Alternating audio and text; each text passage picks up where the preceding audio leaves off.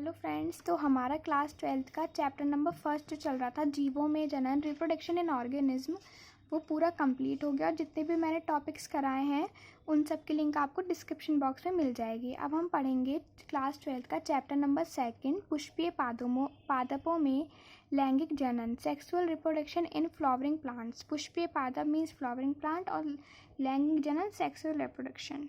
ठीक है, तो आज का टॉपिक है हमारा परागकोश की संरचना। जो परागकोश है वो फ्लावर का एक पार्ट है जिसे हम एंथर बोलते हैं परागकोश को। स्ट्रक्चर ऑफ एंथर, तो मैं पहले आपको थ्योरीज पढ़ा देती हूँ फिर स्ट्रक्चर से समझेंगे। तो पुमंग नर जनन अंग होते हैं। जो पुमंग है, अगर कोई पूछे कि फ्लावर का मेल रिप्रोडक्टिव पार्ट क्या है तो पुमंग है।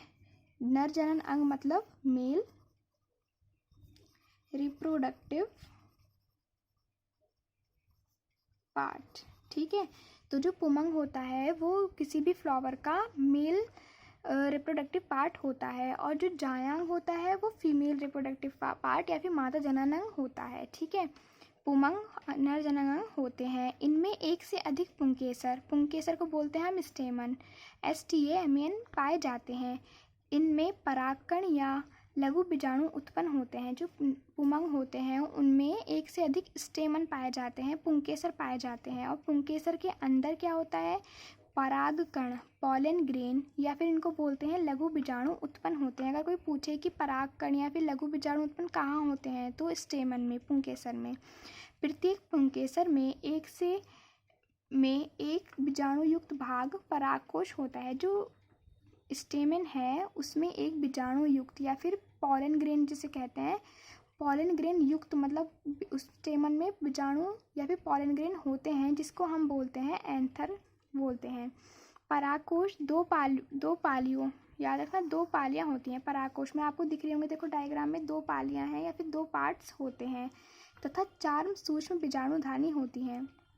अब बीजाणुधानी किसे कहते हैं, जिस जगह बीजाणु स्थित होता है या जिस होल या फिर जिस जगह बीजाणु स्थित होता है या पॉलन ग्रेन स्थित होता है उसे हम बीजाणुधानी बोलते हैं। ठीक है, इन परागधानियों के अंदर परागकण पॉलन ग्रेन भरे रहते हैं। जिस जगह, जैसे ये कोई जगह है, ये हमारा पॉलन ग्रेन है, परागकण है, और जिस जगह ये स्थित है ये तो हो गया हमारा पॉलन ग्रेन।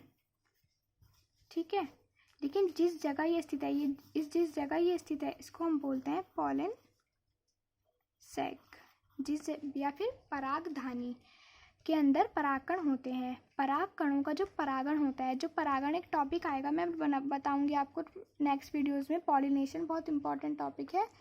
तो परागकणों का जो परागण होगा पेरेंट सेल जनक कोशिका से होता है। मैं आपको एक बार थ्योरी और दोबारा समझा देती हूँ कि जो फ्लावर का मेल रिप्रोडक्टिव पार्ट होता है वो होता है पुमंग, और पुमंग में बहुत सारे क्या पाए जाते हैं, पुंकेसर। पुंकेसर के अंदर क्या होते हैं, परागकण, और जिस जगह परागकण स्थित रहते हैं उसे हम बोलते हैं परागधानी या फिर पॉलन सैक। ठीक है, और जो परागकोश होता है या फिर एंथर, वो दो भागों में बटा, दो पालियां होती हैं और 4 सूक्ष्म बीजाणुधानियां होती हैं। तो अब हम डायग्राम से समझ लेते हैं।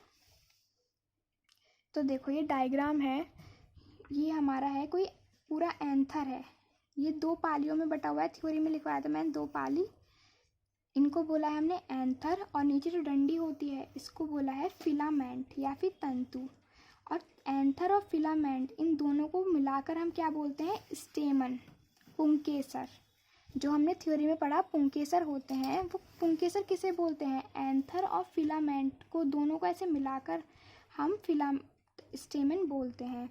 ये तो हमने सामने से देख लिया एंथर का स्ट्रक्चर। ठीक है, अब इसको हमने जब काटा तो इसके अग्रभाग को देखो, जब ये काटा तो ऊपर का तो एंथर हो गया, जब इसको काटो देखो अंदर से ही इसमें कुछ टिश्यूज निकले, जिसका टिश्यू का नाम था संयोजी ऊतक, कनेक्टिव टिश्यू। और जो ये अंदर थे, जैसे कहा था कि पॉलन ग्रेन कहाँ थे, पॉलन सैक में।